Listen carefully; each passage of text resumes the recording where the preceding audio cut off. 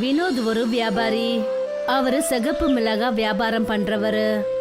ஆனா அவரு ஒரு விதமான பேராசை பிடிச்ச மனுஷன். அப்புறம் எப்பவும் பேராசைப்படுறத பத்தியே அவர் நினைச்சிட்டு இருப்பாரு. வினோத் தன்னோட பேக்ல நிறைய மிளகாய்களை நிறைச்சி வச்சாரு. அப்புறம் வீட்ல இருந்து மிளகாய வியாபாரம் பண்றதுக்கு புறப்பட்டு போனாரு. முதல்ல ராமுவோட கடைக்கு தான் போய் பார்க்கணும். ரொம்ப நாள் ஆச்சுல்ல, நான் ஒரு கடைக்கு போகவே இல்லை. வினோத் ராமுவோட கடைக்கு போனாரு. எப்படி இருக்கீங்க ராமு அண்ணே? ரொம்ப நாள் ஆச்சுல்ல, உங்களை பார்க்கவே முடியலை. உங்களை பார்க்கலான்னு வந்தேன். அப்படியே பார்த்து கொஞ்சம் மிளகாய்களையும் விற்கலான்னு நினச்சேன். நான் நல்லா தான் இருக்கேன். ஆனால் இவ்வளோ நாளாக நீ எங்கே காணாமல் போயிட்ட? நீ வரதை நிறுத்தினதுக்கப்புறம் நான் வேறு வியாபாரிக்கிட்ட மிளகாய்களை வாங்க ஆரம்பிச்சிட்டேனே. இப்போ தான் நான் வந்துட்டேன்ல, இனிமேல் நீங்கள் என்கிட்ட இருந்தே மிளகாய் வாங்குங்க. சொல்லுங்கள், எத்தனை கிலோ மிளகாய் வேணும்? முதல்ல எனக்கு இப்போ 3 கிலோ மட்டும் கொடு. மறுபடியும் ஏதாவது தேவைப்பட்டுச்சுன்னா நான் உங்ககிட்ட சொல்லி அனுப்புகிறேன். அட என்ன ராமண்ணே, வெறும் 3 கிலோ மிளகாய் கேட்குறீங்க? இவ்வளோ பெரிய கடை வச்சுருக்கீங்க, குறைஞ்சது ஒரு 5 கிலோவாச்சும் வாங்க வேண்டாமா? இல்லை அவ்வளோலாம் எனக்கு வேண்டாம். அதுவும் இல்லாமல் இப்போ மழை காலம் வேறு ஆரம்பிக்குது. மழை தண்ணி ஏதாவது பட்டுடுச்சுன்னா மிளகாய் எல்லாம் வீணாக போயிடும். வினோத் ராமுவுக்கு 3 கிலோ மிளகாவை எடை போட்டாரு. ஆனா கொடுக்கறதுக்கு முன்னாடி அதுல இருந்து அவரு 1 கிலோ மிளகாயை எடுத்துட்டாரு. இந்தாங்க அண்ணே, உங்களோட 3 கிலோ மிளகாய். ராமு கடைக்காரரை ஏமாத்தினதுக்கு அப்புறமா வினோத் இன்னொரு கடைக்காரர்கிட்ட சிகப்பு மிளகாய வியாபாரம் பண்றதுக்காக போனாரு. சிகப்பு மிளகாய் வாங்கிக்கங்க, பாருங்க சுத்தமான சிகப்பு மிளகாய் வாங்கிக்கங்க. அண்ணே, நீங்க சிகப்பு மிளகாய் எவ்வளவு விலைக்கு கொடுக்குறீங்க? 1 கிலோ 300 ரூபா தான்க்கா. விலையை கேட்டு பயப்படாதீங்க. இந்த மாதிரி மிளகாய் நீங்கள் மார்க்கெட்டில் எங்கே போய் தேடினாலும் உங்களுக்கு கிடைக்காது. சிகப்பு மிளகாய் விற்கிற வினோத் தான் என் பேரு. அப்படியா? நீங்க தானே அது சிகப்பு மிளகாய் வினோத்?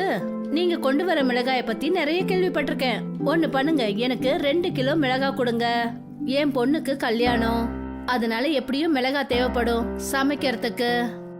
இப்படி சொல்லுங்க, இதுதான் சந்தோஷமா இருக்கு. நான் என்ன சொல்றேன்னா, நீங்க இன்னும் 2-3 கிலோ அதிகமா வாங்குங்க. நல்ல மிளகாய்கள், உங்களுக்கும் அது உதவியா இருக்கும். வேண்டாம் வினோத் அண்ணன், எனக்கு 2 கிலோ மிளகாய் கொடுத்தா போதும். நீங்க 2 கிலோவை எடை போடுங்க.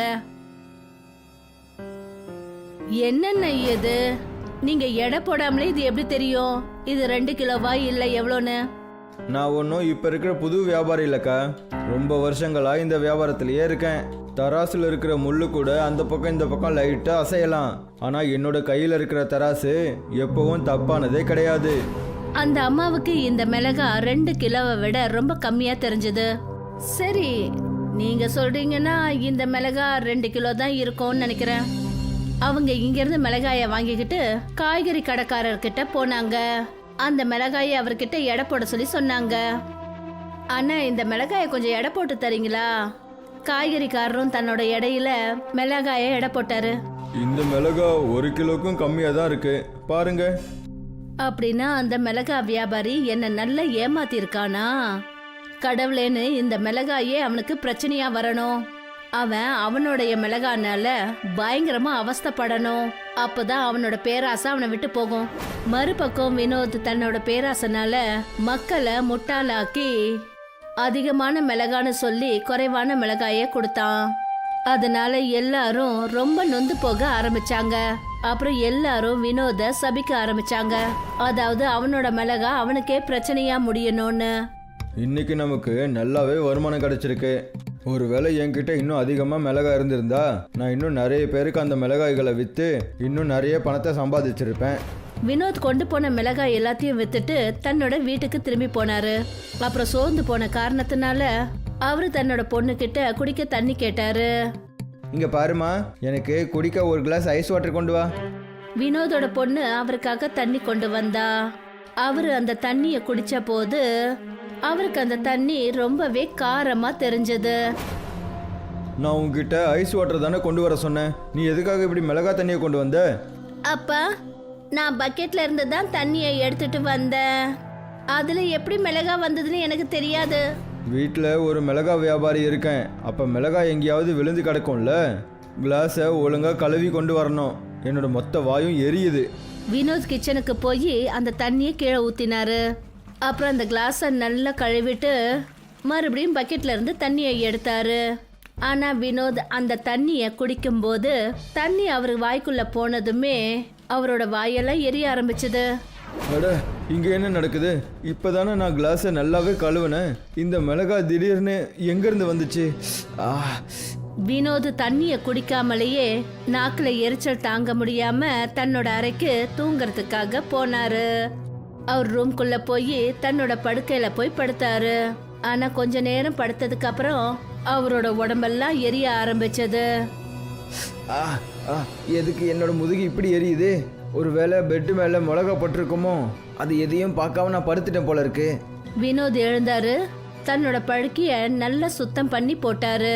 அப்புறம் அவரோட பெட் மேல ஒரு புது பெட்ஷீட்டை விரிச்சாரு. இப்போ நம்ம புது பெட்ஷீட்டும் போட்டுட்டோம். இனிமே எரியாதுன்னு தான் தோணுது. வினோத் அந்த பெட் மேல படுத்த உடனே அவர் உடம்பு முழுக்க பயங்கரமா எரிய ஆரம்பிச்சது. அவர் மறுபடியும் எழுந்து நின்னாரு. தன்னோட முதுகுல அவரே சொரிஞ்சுக்கிட்டாரு. ஆ, இங்க என்ன நடக்குது? என்னோட மொத்த உடம்பும் இப்படி எரியுதே. இவ்வளோ மிளகாய் இங்க திடீர்னு எங்கேருந்து வந்துச்சு?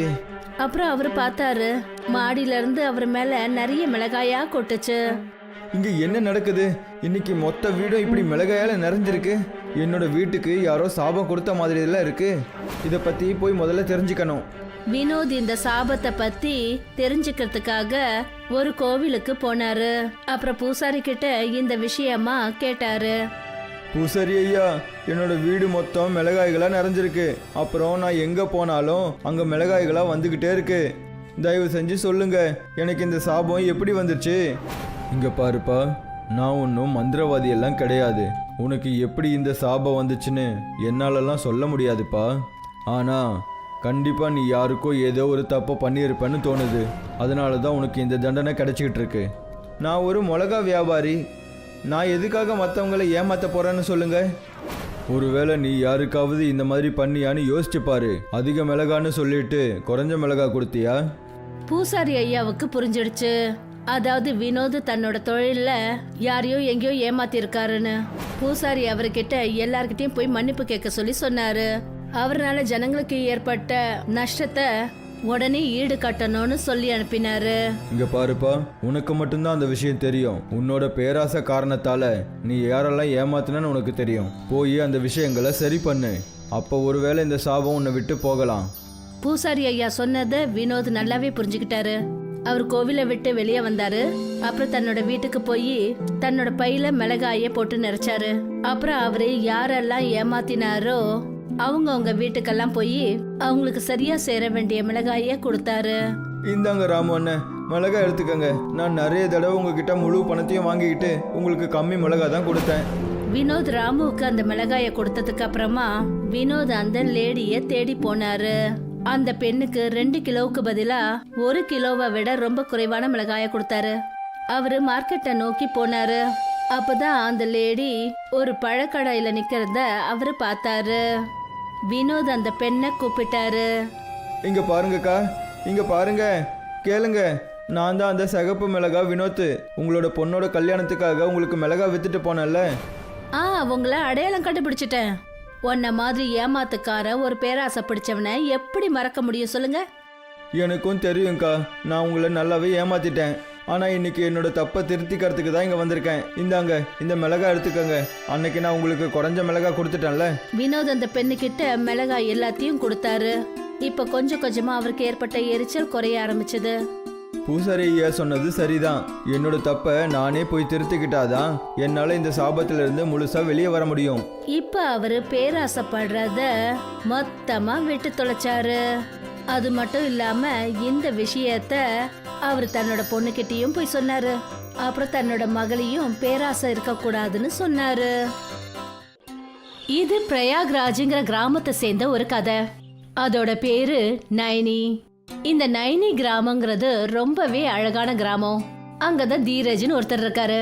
அந்த தீரஜ் ஒரு அனாதை, ரொம்ப ஏழையும் கூட. ஆனா காய்கறி வியாபாரம் பண்ணி தன்னோட வீட்டை அவர் பாத்துக்கிட்டாரு. காய்கறி வாங்கிக்கங்க, காய்கறி வாங்கிக்கங்க, வாங்க வாங்க காய்கறி வாங்கிக்கங்க. அண்ணே, தக்காளி எவ்வளோண்ணே கிலோ? தக்காளி கிலோ 50 ரூபாய் தானே. இவ்வளோ விலை அதிகமான தக்காளியா? எனக்கு அது வேண்டாப்பா, நான் வேற எங்கேயாவது பார்த்துக்கிறேன். கடையை திறந்து அன்னைக்கு ஒரு நாள் முழுக்க ஆயிடுச்சு. ஆனா வியாபாரம் கொஞ்சம் கூட நடக்கவே இல்லை. அப்பதான் ஒரு அம்மா அங்க வந்தாங்க. அவங்க சொன்னாங்க, உங்களோட மொத்த கடையும் எனக்கு விற்க முடியுமா நீங்க? இவங்க பெரிய வீட்டு பொண்ணுன்னு நினைக்கிறேன். அதான் மொத்த கடையுமே கேட்குறாங்க.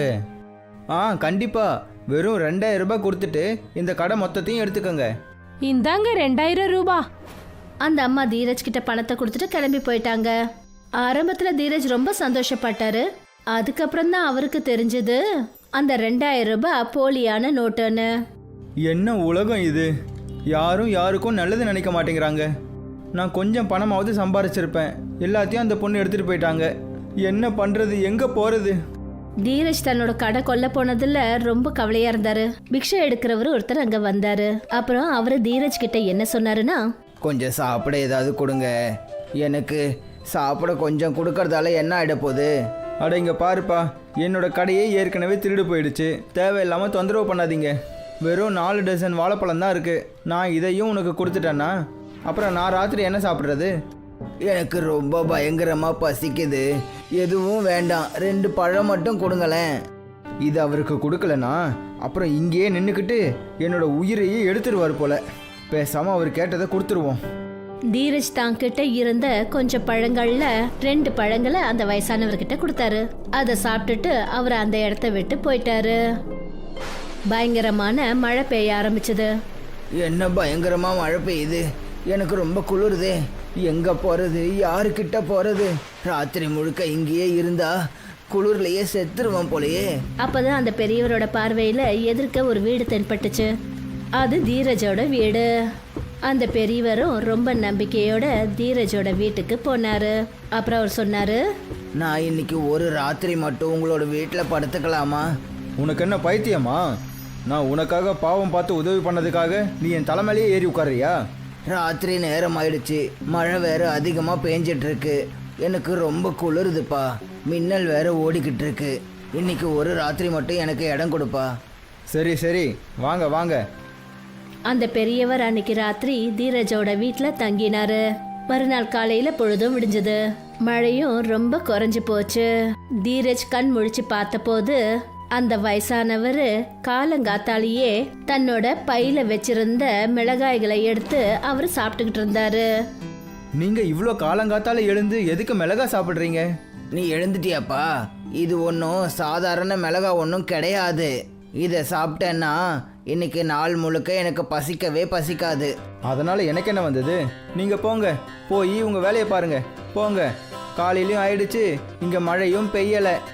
அந்த பெரியவர் தீரஜோட வீட்டை விட்டு புறப்பட்டு போனாரு. தீரஜ் காய்கறி மண்டிக்கு போய் மறுபடியும் அவர் வியாபாரம் பண்றதுக்காக தன்னோட காய்கறி கடையில காய்கறியை கொண்டு வந்து வச்சாரு. வாங்க வாங்க, சுத்தமான காய்கறிகள், சுத்தமான காய்கறிகள் வாங்குங்க. வாங்க வாங்க வாங்க. அன்னைக்கு நாள் முழுக்க கடந்து போச்சு. ஆனா தீரஜோட கடையில இருந்து யாருமே வந்து காய்கறி வாங்கல. அப்ப தீரஜ் ரொம்பவே நொந்து போயிட்டாரு. அப்புறம் தன்னோட கடையை மூடிட்டு அவர் தன்னோட வீட்டுக்கு போகத்தான் செஞ்சாரு. அப்ப அவரோட பார்வை தெரு ஓரத்துல பட்டுச்சு. அங்க அந்த வயசானவர் தூங்கிக்கிட்டு இருந்தாரு. அப்பதான் தீரஜ் என்ன சொன்னாருன்னா, வாழ்க்கைன்னா இப்படிதான் இருக்கணும் போல. எந்த ஒரு கவலையும் இல்லை, வேலையும் இல்லை. நாள் முழுக்க அங்கேயும் இங்கேயும் சுற்றிட்டு ஜனங்க கிட்ட காசு வாங்குறது. யாராவது ஏதாவது கொடுத்தாங்கன்னா அது எல்லாமே அவருக்கு தான் சொந்தம். அப்புறம் ராத்திரியில் வந்து நிம்மதியாக தூங்குறது. அந்த சமயத்துல அவர்கிட்ட ஒரு பாம்பு வந்துடுச்சு. அந்த பெரியவரை அந்த பாம்பு கொத்திட்டு போயிடுச்சு. அப்ப தூரத்துல நின்னுட்டு இருந்த தீரஜ் இந்த விஷயங்கள் எல்லாத்தையும் பார்த்துட்டாரு. பாம்பு பாம்பு கடிச்சிருச்சு கடிச்சிருச்சு. அட கடவுளே, இவரை பாம்பு கடிச்சிருச்சு. இவரை உடனே ஒரு வைத்தியர்கிட்ட கூட்டிட்டு போயே ஆகணும். தீரஜ் அந்த பெரியவரை தன்னோட கூட்டிக்கிட்டு வந்தாரு. அப்புறம் அவருக்கு வைத்தியம் பார்த்தாரு. பாம்பாட்டி அந்த பாம்போட விஷத்தை வெளியில எடுத்தாரு. சரியான நேரத்தில் இவரை கூட்டிகிட்டு வந்தீங்க, இல்லைனா இவரோட உயிருக்கு ஆபத்தாக போயிருக்கோம். இவரு உங்களுக்கு யாரு? இவரே என் கடைக்கு பக்கத்துல இருந்து பிச்சை எடுக்கிறவர். எப்போ அங்கேருந்து போவார்னே தெரியாது. இவர் எப்போ அங்கே வந்தாரோ அப்போலேருந்து என் வாழ்க்கை பிரச்சனையாக தான் போயிட்டுருக்கு. சில நாட்கள் போனதுக்கு அப்புறமா அந்த வயதானவர் முன்ன விட நல்ல குணமாயிட்டாரு. அப்புறம் அவர் தீரஜ் கிட்ட சொன்னாரு, நீங்க என் உயிரை காப்பாத்திட்டீங்க, அதனால நான் உங்களுக்கு ஒரு உதவி பண்ணலான்னு இருக்கேன். என்னோட நிலைமை இப்படி ஆகும்னு நான் நினைக்கவே இல்லை. ஒரு பிச்சைக்காரன் எனக்கு உதவி பண்ணுறாரு. இதை நான் உங்களோட நல்லதுக்காக தான்ப்பா பண்ணுறேன். அந்த வயசானவர் கொஞ்சம் மிளகாயை எடுத்து தீரஜ் கையில் கொடுத்தாரு. அப்புறம் அவர் சொன்னாரு, இது ஒன்றும் சாதாரண மிளகாய் கிடையாது. நிறைய சித்தர்களோட நான் இருந்த காரணத்தால தான் இந்த மிளகாய் எனக்கு கிடைச்சது. இதை நீங்கள் உங்களோட வயலில் விதைச்சிங்கன்னா அப்போ உங்களோட விளைச்சல்ல வைர மிளகாய்கள் கிடைக்கும். என்ன உளறீங்க? இப்படி நடக்கும்னா இதை நீங்களே உங்களுக்கு பயன்படுத்திக்கலாம்ல. எனக்கு எதுக்கு கொடுத்தீங்க? நான் ஒரு நல்ல மனுஷனை தான் தேடிக்கிட்டு இருந்தேன். அப்போ நீங்கள் தான் என் கண்ணில் பட்டீங்க. இந்த மாய மிளகாய்களை நீங்கள் உங்ககிட்ட வச்சுக்கோங்க. தீரஜ் கையில் மிளகாயை கொடுத்துட்டு அந்த பெரியவர் அந்த இடத்த விட்டு போயிட்டாரு. அப்புறம் சில நாட்கள் கடந்து போயிடுச்சு. இப்போ அந்த பெரியவரை அந்த கடைக்கு பக்கத்துலேயோ இல்லை வேற எங்கேயுமே பார்க்க முடியல. தீரஜ் அவர் கொடுத்த அந்த மிளகாய்களை பார்த்துக்கிட்டு என்ன யோசிச்சார்னா, நாம் ஏன் இந்த மிளகாய்களை ஒரு வாட்டி விதைச்சி பார்க்கக்கூடாது? ஒருவேளை அந்த பிச்சைக்காரர் சொன்னது உண்மையாயிடுச்சுன்னா? தீரஜ் அந்த மிளகாய்களை எடுத்துட்டு போய் தன்னோட வீட்டு வாசல்ல கொஞ்சம் இடத்துல அதை விதைச்சாரு. அதுக்கப்புறம் மெல்ல மெல்ல கொஞ்ச நாட்களும் கடந்து போச்சு. அந்த மிளகாய் செடிகள்ல இருந்து கொஞ்சம் வெளிச்சம் தெரிய ஆரம்பிச்சது. தீரஜ் அதை பார்த்துட்டு அந்த இடத்துக்கு போனாரு. இந்த வெளிச்சம் எங்கேருந்து வருது? இதை பறிச்சு தான் பார்ப்போம். மிளகாய் தான் ஜொலிக்குதுன்னு நினைக்கிறேன். தீரஜ் போய் அந்த மிளகாயை பறிச்ச உடனே அப்ப அது ஒரு வைர மிளகாயா தீரஜோட கண்ணுக்கு தெரிஞ்சது. அதை பார்த்துட்டு அவரு ரொம்பவே சந்தோஷமாயிட்டாரு. அந்த வயசானவர் சொன்னது உண்மையாயிடுச்சு. இதெல்லாம் வைர மிளகாய்கள் தான். செடி மொத்தம் வைரமா இருக்கு. சந்தோஷமா இருக்கு. கடவுளே, உங்களுக்கு ரொம்ப ரொம்ப நன்றி. தீரஜ் அந்த வைர மிளகாயோட உதவியால ரொம்பவே வசதி படைச்ச ஆளா ஆயிட்டாரு. புது வீடு, வியாபாரம் எல்லாத்தையும் உருவாக்கிட்டாரு. இப்ப அவர்கிட்ட வேலை செய்யற வேலையாட்கள்லாம் இருந்தாங்க. இன்னைக்கு அந்த வயசானவரோட உதவியால எனக்கு தேவையான எல்லாமே என்கிட்ட இருக்கு. ஆனா அவர் எங்க போனாரு? அதுதான் எனக்கு தெரியல. அந்த குளத்து பக்கத்துல போய் பார்ப்போம். ஒருவேளை அவரு அங்க இருக்கலாம்ல. முதலாளி, நீங்கள் சரின்னு சொன்னால் நானும் உங்கள் கூட வரலாமா? நீ என் கூட வந்து அங்க என்ன பண்ண போற? சரி, நீ இவ்வளோ அடம் பிடிக்கிற, சரி வா. தீரஜும் அவர்கிட்ட வேலை செய்யறவரும் அதே கடைக்கிட்ட போய் பார்த்தாங்க. அப்புறம் அங்க போய் பார்த்தபோது அந்த பிச்சைக்காரர் அங்கேயே தூங்கிட்டு இருந்தாரு. தீரஜ் அவரை எழுப்பி அவர்கிட்ட என்ன சொன்னாருன்னா, நீங்க இங்க தூங்குறீங்களா? நான் உங்களை எங்கெங்கெல்லாம் தேடுறது சொல்லுங்க. நீங்கள் என்னை தேடி வருவீங்கன்னு எனக்கு அப்போவே தெரியும். நான் ஒரு அனாதை குழந்தை. யாருக்கும் என்னை பற்றி கவலை இல்லை. எல்லாரும் என்னை வச்சு வேலை வாங்கி என்னை ஏமாத்திட்டு தான் போவாங்க. நான் உங்களோட உயிரை தான் காப்பாற்றினேன். ஆனால் அதுக்காக நீங்கள் என்னோட வாழ்க்கையே மொத்தமாக மாற்றிட்டீங்க. நான் என்ன நினைக்கிறேன்னா, நீங்கள் என் கூடவே என் வீட்டுக்கு வந்துடுங்க. நான் கண்டிப்பாக வரேன்ப்பா. ஏன்னா எனக்கும் இந்த வாழ்க்கையில் யாரும் இல்லை. எனக்கு ஒரு பையன் இருந்தான். அவனும் பார்க்கறதுக்கு உன்ன மாதிரி தான் இருப்பான். அதனால தான் நான் உன்கிட்டயே உதவி கேட்டுக்கிட்டு இருந்தேன்.